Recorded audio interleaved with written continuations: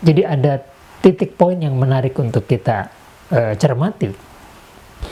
Kalau siam itu diwajibkan oleh Allah hanya di sepanjang siang hari Ramadan, tapi kalau saum diwajibkan oleh Allah di sepanjang perjalanan kehidupan manusia muslim.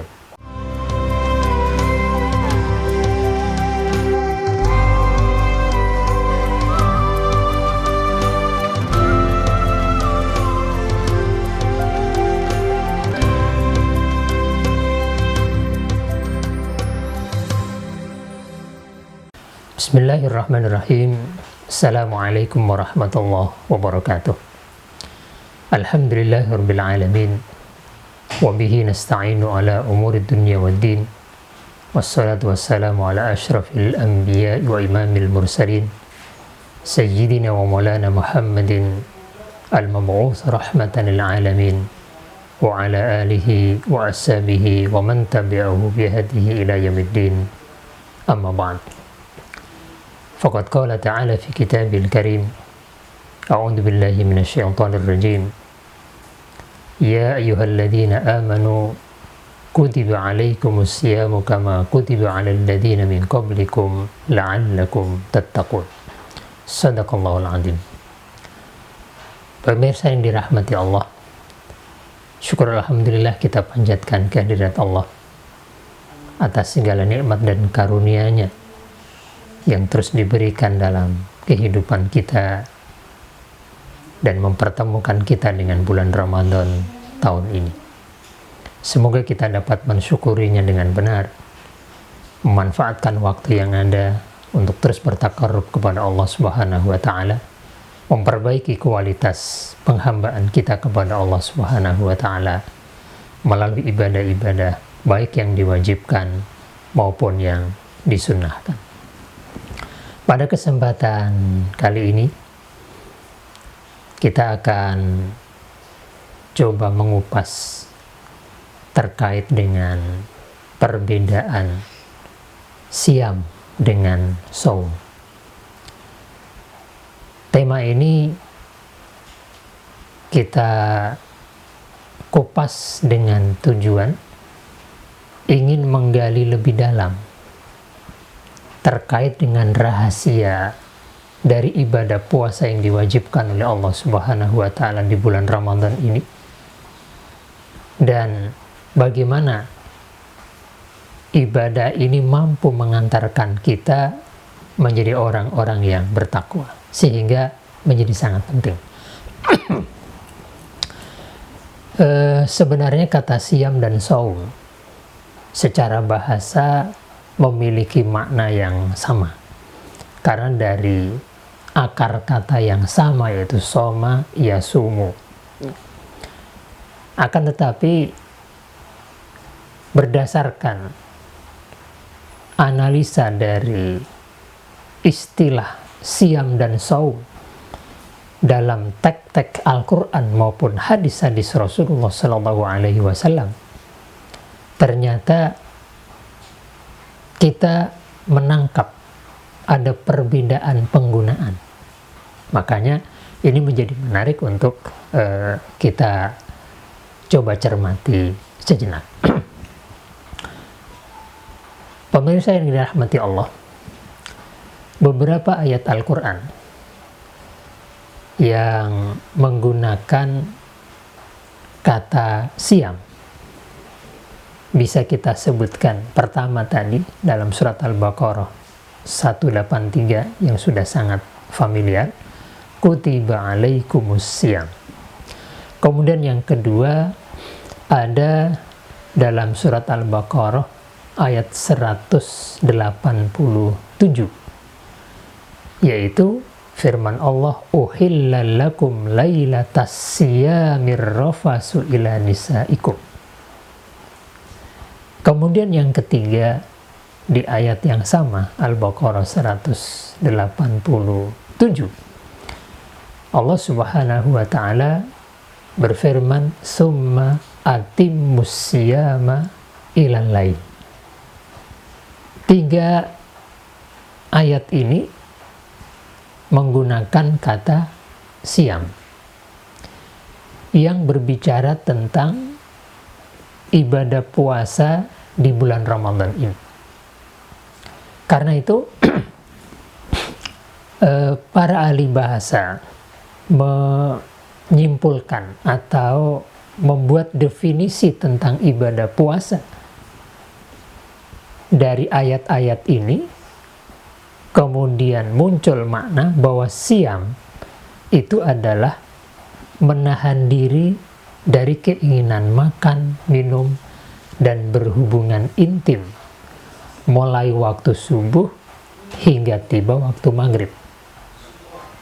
Dan ibadah puasa ini diwajibkan oleh Allah Subhanahu wa Ta'ala atas setiap mukmin di sepanjang siang hari Ramadan. Inilah definisi puasa yang kita ketahui bersama, bahwa yang namanya puasa itu yang menahan makan, minum, berhubungan intim dari subuh hingga maghrib, dan itu hanya berlaku di siang hari Ramadan. Di malam harinya tidak ada. Dan ternyata ketika kita merujuk kepada ayat-ayat yang ada, itu menggunakan kata siang. Menarik ketika kita coba lacak beberapa rujukan teks agama yang menggunakan kata saum. Dalam hadis Rasulullah SAW nanti banyak kita temukan bahwa kata saum itu menjadi berbeda makna dengan kata siam. Yang kemudian bisa kita simpulkan bahwa saum itu adalah menahan diri dari segala hal yang dilarang oleh agama, baik berupa perkataan maupun perbuatan, dan ini berlaku di sepanjang perjalanan kehidupan manusia muslim. Jadi ada titik poin yang menarik untuk kita cermati. Kalau siam itu diwajibkan oleh Allah hanya di sepanjang siang hari Ramadan, tapi kalau saum diwajibkan oleh Allah di sepanjang perjalanan kehidupan manusia muslim. Ya, ini yang kemudian menjadi menarik untuk kita ketahui. Ya. Mari kita coba lihat beberapa teks hadis yang menggunakan kata saum yang kemudian menjadi berbeda makna dengan kata siam. Pemirsa yang budiman, kita ambil contoh pertama dari ayat Allah Subhanahu wa Ta'ala yang menggunakan kata saum yang ternyata bukan dalam konteks siam, ibadah Ramadan kita. Allah Subhanahu wa Ta'ala menyebutkan itu dalam surat Maryam ayat 26. A'udzubillahi minasyaitonir rajim.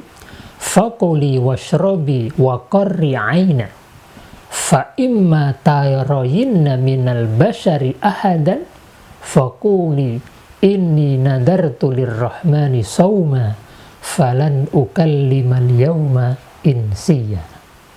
Di sini Allah menggunakan kata saum, bukan kata siam. Dan makna saum di sini ternyata memang berbeda. Apa yang diperintahkan oleh Allah kepada Maryam yang menggunakan kata saum itu bukan tidak makan, tidak minum. Kenapa? Karena di awal ayat justru Allah tegaskan fakuli washrobi. Makanlah, minumlah, makanlah, minumlah. Jadi ini bertentangan kalau kita maknai yang diperintahkan oleh Allah saum kepada Maryam itu tidak makan, tidak minum sebagaimana puasa yang kita fahami bersama, maka ayat ini menjadi kontradiksi. Karena Allah memerintahkan Maryam untuk saum, tapi Allah juga perintahkan kepadanya untuk makan dan minum. Maka saum yang dimaksud oleh Allah Subhanahu wa Ta'ala dalam ayat ini adalah menahan diri, menahan perkataan, menahan sikap perbuatan yang tidak tepat yang harus dilakukan oleh Maryam dalam kasusnya itu supaya tidak memicu persoalan yang lebih besar. Karena kita tahu cerita Maryam saat dia harus mengandung, melahirkan anak tanpa punya suami, tanpa menikah, ya. Maka ketika sang anak ini lahir, masyarakat tentu ribut. Dalam kasus seperti inilah Allah kemudian memerintahkan kepada Maryam untuk saum. Bukan tidak makan, tidak minum, tapi tidak berbicara dengan kata-kata yang tidak tepat. Terbayang oleh kita, kira-kira ya, kalau orang dituduh berzina dan terbukti dia melahirkan, ini di luar kasus Maryam, pasti ketika dia tidak melakukan itu, dia pasti marah. Orang tidak berzina dituduh berzina, kira-kira kata apa yang akan keluar dari dirinya? Pasti akan kemarahan, sumpah serapah, dan yang lainnya. Maryam sebagai manusia sama.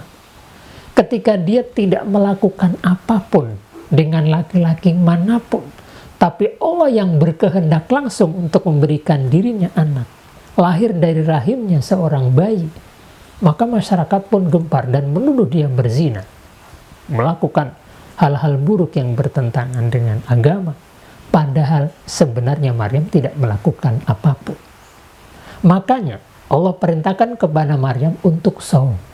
Jangan jawab, jangan mengeluarkan kata-kata apapun, jangan melakukan sikap-sikap apapun. Makanlah, minumlah, dan senangkan hatimu. Kalau ada manusia yang datang, katakan kepadanya, sesungguhnya aku bernadar untuk saum. Tidak berbicara, tidak mau menjawab apapun. Karena kalau dia boleh bicara, pasti bicaranya akan mengungkapkan kekecewaan hatinya. Kalau dia boleh milih, dia akan milih tidak akan melahirkan anak tanpa menikah. Tapi kan Allah yang berkehendak. Makanya Allah perintahkan saum bagi dirinya dalam arti tidak melakukan hal-hal yang justru akan menciptakan masalah dalam kehidupannya. Ya. Kita tambahkan dalam hadis Rasulullah SAW, Rasul ketika menggunakan kata saum juga ternyata maknanya lebih dalam dibanding kata siam. Rasulullah SAW misalnya dalam riwayat Imam Bukhari dan Imam Muslim, beliau menyatakan as-saumu junnah. Puasa itu perisai. Puasa itu benteng. Puasa itu pelindung. Bukan as-siam, tapi as-saumu. As-saumu junnah. Puasa itu perisai. Fa'idha kana yaumu saumi ahadikum fala yarfus wala yaskhab. Karena itu, jika kamu sedang berpuasa, saum, fala yarfus, janganlah mengeluarkan kata-kata yang jorok. Para ulama menyatakan, kata-kata yang jorok tidak membatalkan puasa, tidak membatalkan siam kita. Tapi Rasul larang kita untuk berkata-kata kotor saat kita berpuasa. Di sini maka Rasul menggunakan kata saum, bukan kata asyam. Disinilah bukti penguat yang lainnya. Wala yaskhab, jangan pula mengeluarkan kata-kata teriakan yang tidak penting.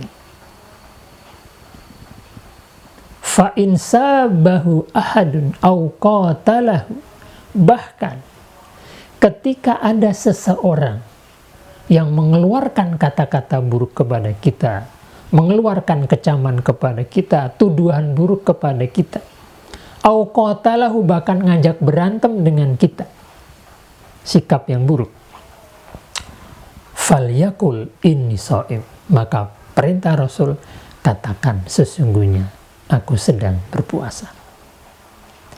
Apa yang bisa kita simpulkan dari hadis ini? Ternyata siam itu hanya menahan diri dari makan, minum, dan berhubungan intim dari subuh hingga maghrib. Kalau itu kita lakukan, maka siam kita secara fikih sah, tidak batal. Tapi ketika Rasul menggunakan kata saum, punya makna yang lebih kuat.